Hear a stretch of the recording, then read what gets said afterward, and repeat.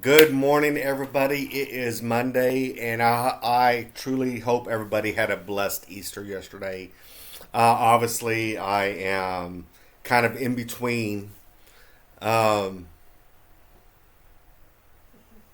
in the morning before I head out to the roads for Uber and Lyft today. Um, you know, Sometimes in our minds, we have certain kinds of expectations. And oftentimes enough, we build up ourselves only to be let down. And I kind of think of it as being Christmas Vacation with Clark Griswold. That we build up in our minds and we have such high expectations that cannot ever be met. Well, my expectations yesterday was quite simple, to be quite honest. Wasn't too amount. It's just I had made my granddaughter some dresses, and I finally saw one of them on her, or little outfits, and looked amazing. It was a little big, but I was just going by the pattern size and by what I was told her weight and her length was. So my expectation yesterday might have been a little higher than what I knew. What I know, I keep hoping things might be a little better than the last time that I had conversations. But I guess what I'm trying to point at is, have you ever been on a phone call and wondered to yourself, why am I even doing this? Why? Because clearly at this point, it's not going to go the way that I perceived it to go.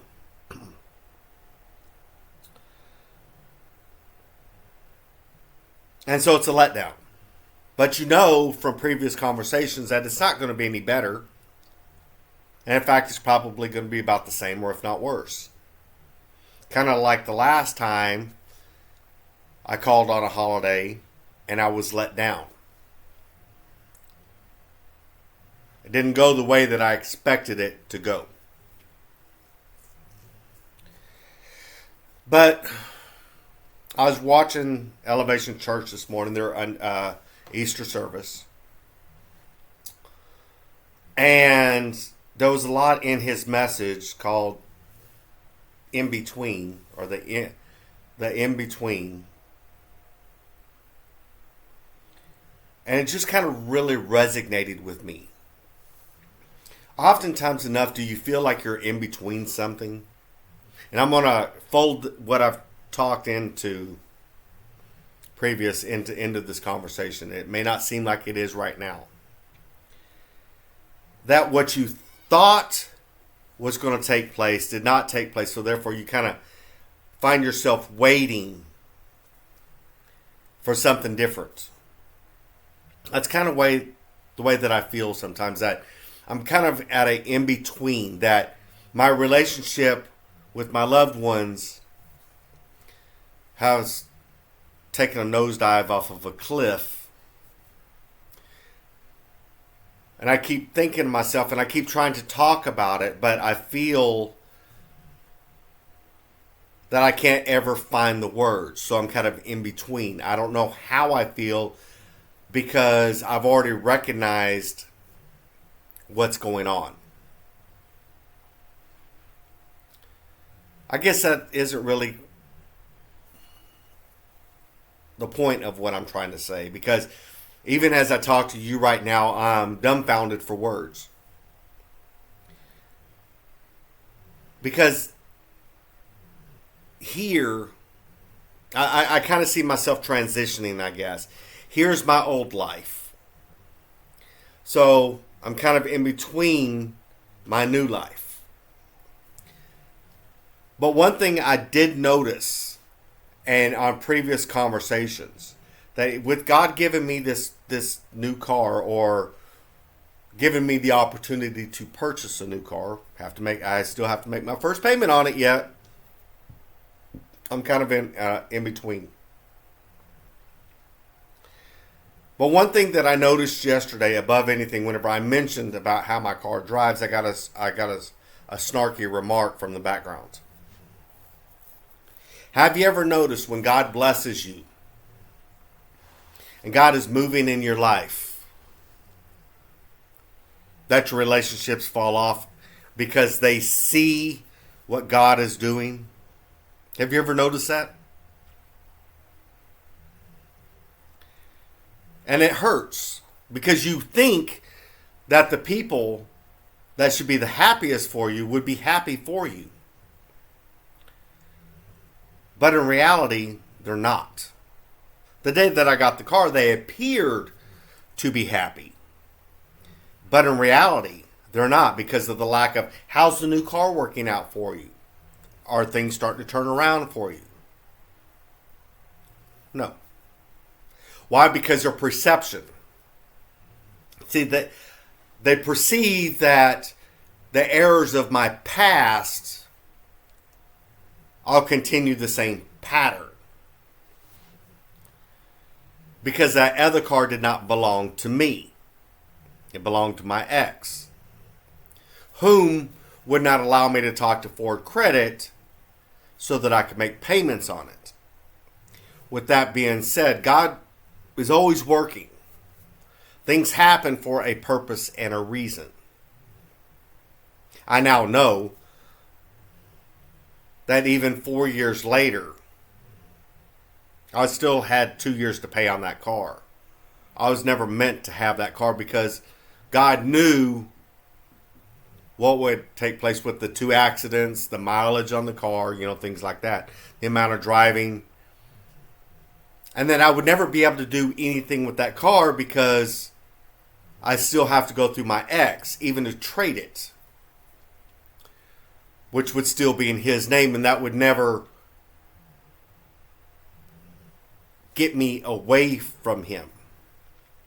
So for the longest time, I was in an in-between. And in that in-between period,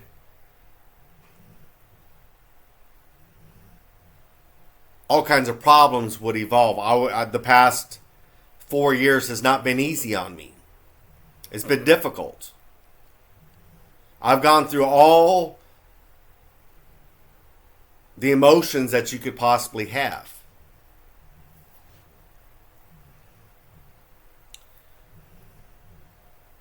But something's different with this new car. But what's interesting, and this is what I find very, very interesting. Now that I have a new car, that old car is still sitting in my driveway. Why is that? Whenever I was driving it, there was people wanting to take it away from me. But now that I've let it go, it's still sitting there. A reminder. Because I have to believe that Satan knows that the minute that that car is gone,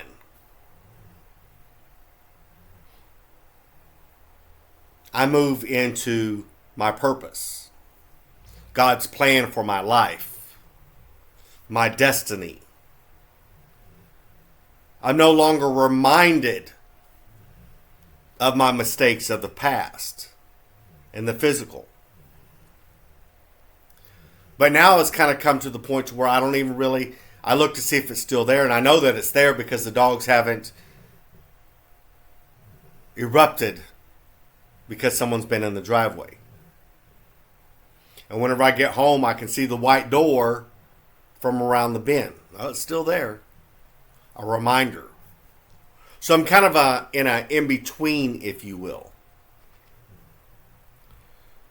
In between one blessing, waiting for the next blessing. Or the next season in my life, or whatever God's will is. But whatever the case is, I give God all the thanks for the things that He's doing in my life that can be seen and unseen.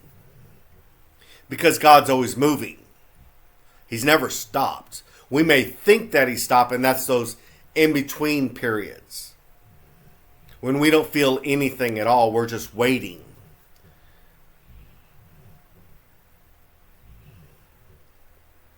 And that's kind of the way that I feel with my relationships, is I'm just waiting for something to happen. I've tried, and I've tried, and I've tried. But the only time I hear from people is whenever I call. Why is that? Whenever I act.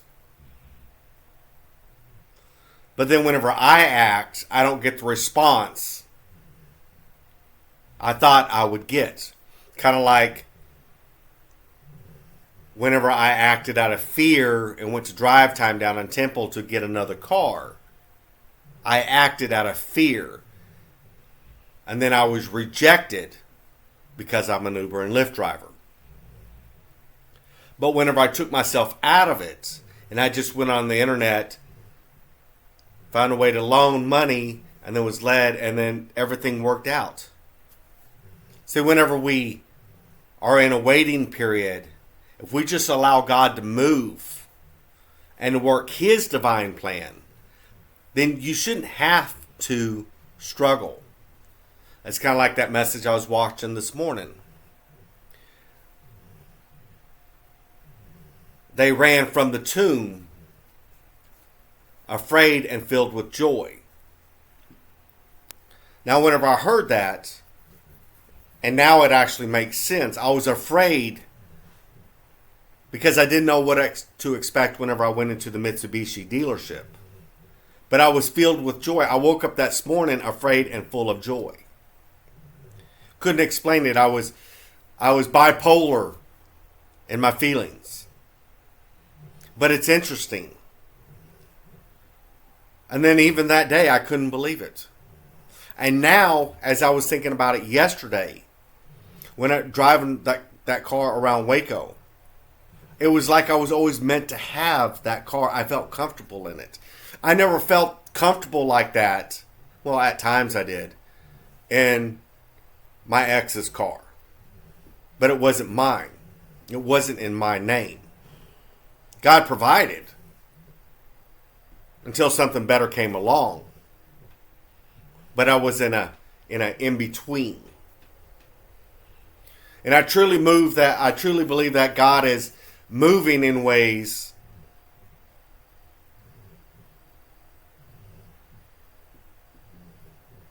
and into seasons of abundance and prosperity. Because He knows my struggles. He knows the difficulties that I've had, and He's heard my cries and my pleas. But we have to be careful in those in-betweens that we don't go serving other gods, like all throughout the book of Judges.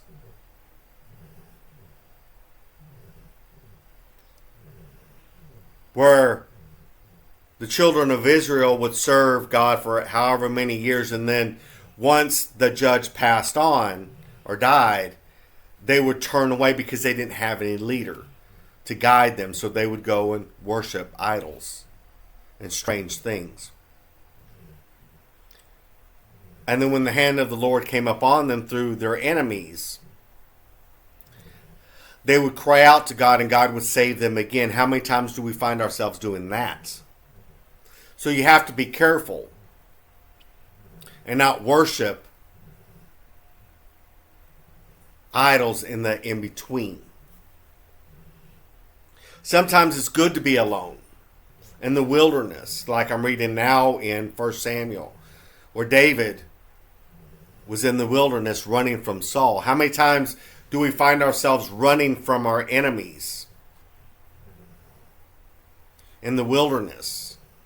But see, it's in the wilderness where God does His work on us. See, before David was anointed, He was in the wilderness tending the sheep.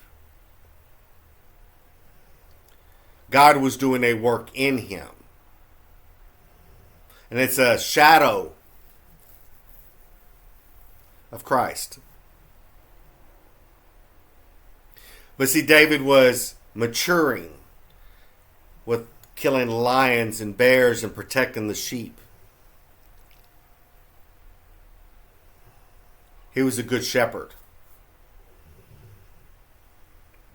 But he was in between. He was in the in-betweens.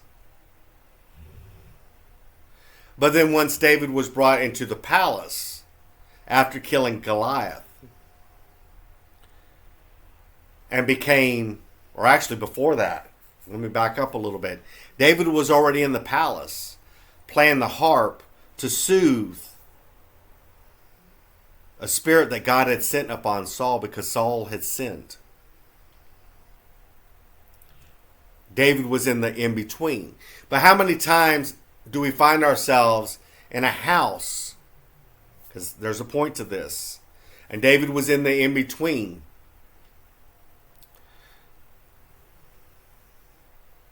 Soothing, serving, but people don't see us. Now here's the point. David goes and kills Goliath. David's brought back into the palace. But he was just there before. Saul never knew who he was and forbade him from going home to his father. And in fact, Saul had took and put him in charge of his army, his military. But then Saul saw the anointing that he had upon his life and became jealous. And you read that all through 1 Samuel. I'm on chapter 26 now. But you find a lot of times where David's running and he's on the in-between. He's in the in-between. He's been called. There's an anointing, but he's on the in-between of being the king of Israel. But he's growing. And I guess that's kind of the point of what I'm trying to get across to you today, is I find myself on the in-between. I find it very interesting that once I gave my life back to Christ last January, how relationships started to fall off. It was all fine whenever I was practicing witchcraft and living in the gay lifestyle. But now that I'm saved and I'm no longer living like that, I'm living for God. How people forget that I'm around. See where I kind of tie that in together? You can no longer soothe them or be there for them. And it's interesting because I find myself, as I'm reading 1 Samuel, I'm finding myself there's a little bit of correlation there. But oftentimes enough, I also find myself living in this house by myself and nobody talks to me. There's an in-between there. There's got to be a blessing for this isolation that I'm in. That God's doing a good work in me like David.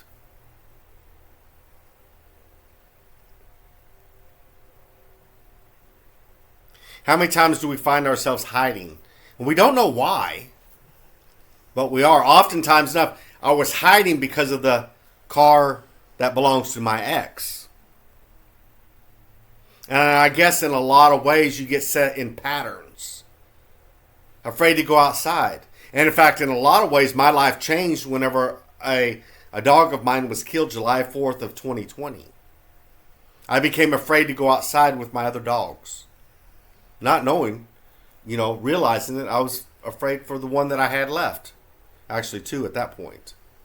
But then I got Gary. Later that same year. but I watch over them like a hawk. But then a lot of my life has been living in fear because I've been in the in-between. But sometimes in that in-between, our response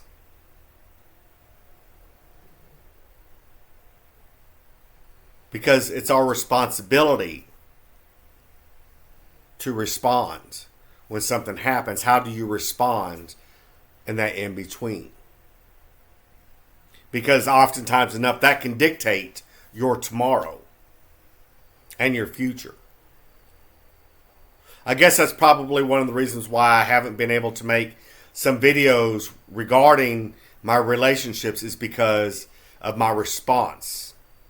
Something inside of me, I can't ever find those words that I need to articulate how I'm feeling on the inside, because one way, it does not surprise me at all. And maybe that's because of all my other relationships in the past. Why should my current relationships be any different than my relationships from the past when everybody always leaves? They just quit talking. And I've tried to hold on to them, hoping something will change. But isn't that the very definition of insanity? Keep doing the same thing over and over again, expecting a different change? Maybe we all live lives in insanity. Or like one video, maybe we're ghosts, revisiting the past, hoping something will change. Or reliving it, because that moment in time is forever in time. So are we visiting it, or is it visiting us? Oftentimes enough, I get these feelings and these thoughts come back to me. So I'm revisiting those moments in time, like a ghost does. Having conversations, trying to reshape that moment that's locked. It's there. It's never going to change. And there's nothing that I can do to change it. Now, there's a message in there someplace somebody needed to hear. But whenever we find ourselves in the wilderness, in the isolated places, do we find ourselves being the ghosts of those past? And out of that is birthed, with our reaction, depression, anxiety, paranoia, because of choices that we made from our past that haunt us today, that we visit from time to time, wishing we could have that we would have made a better choice. But we didn't pause for a second whenever that moment came up, and we were in the in between of our reaction.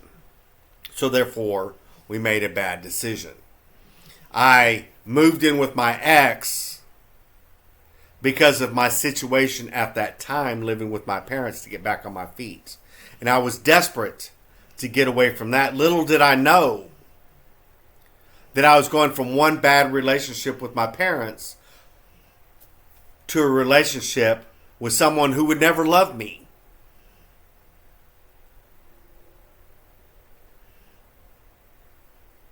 A bad choice. But that was the in-between. So I went from being married to my ex-wife, having 2 kids, to being divorced because I came out as gay.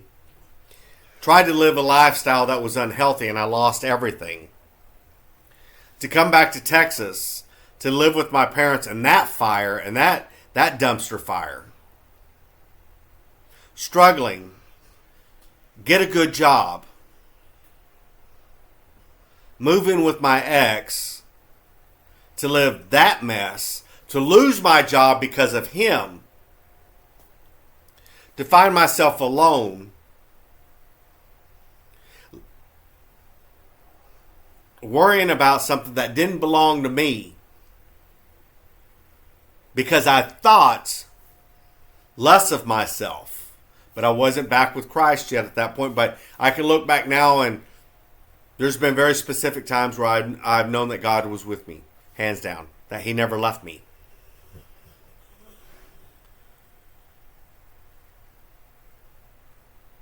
To where I am today, there's a whole lot of in-betweens there.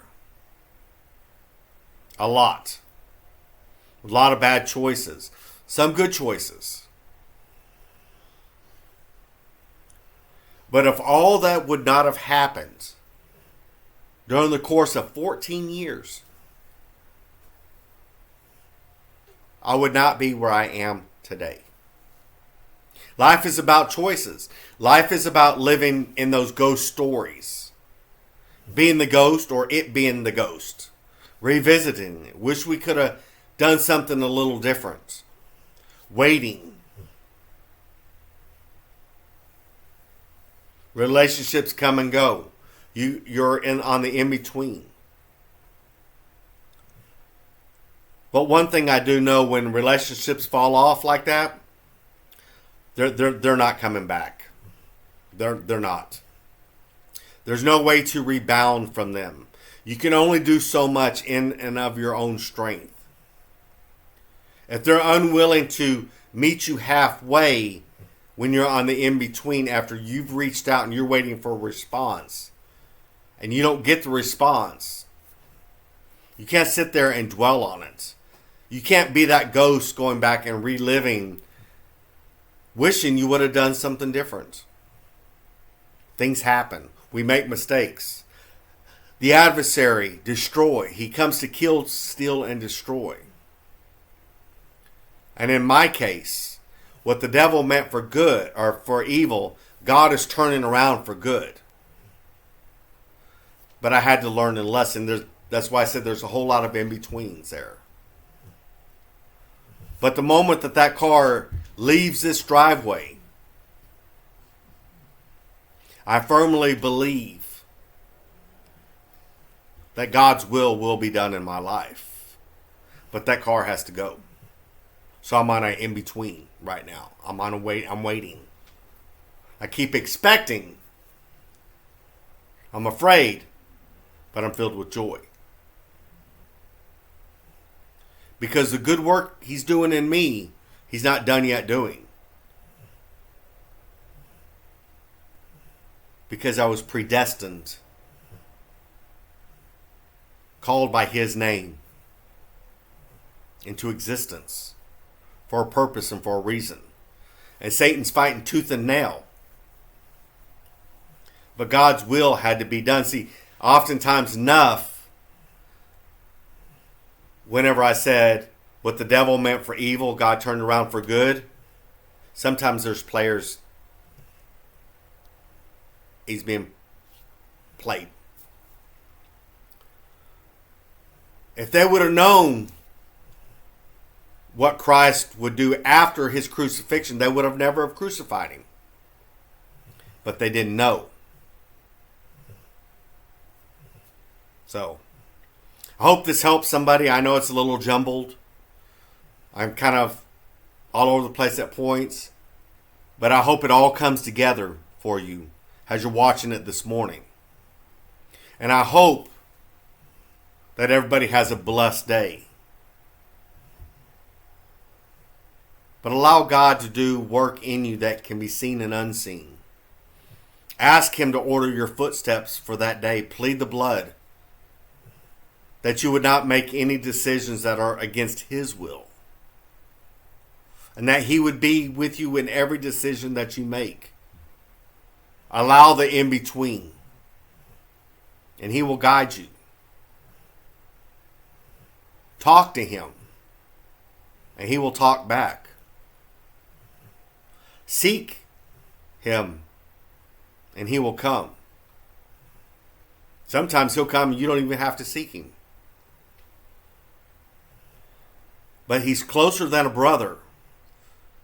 And He's never too far away. So, read your word. Put on the full armor of God every day. Pray with faith. And have hope for what we cannot see today. Doesn't mean, because what hope is there in things that can be seen? Wait upon the Lord, and He's always there, right on time. That's been a hard lesson for me, even with that car. Bills. Wait upon God, and He will answer. So y'all be blessed.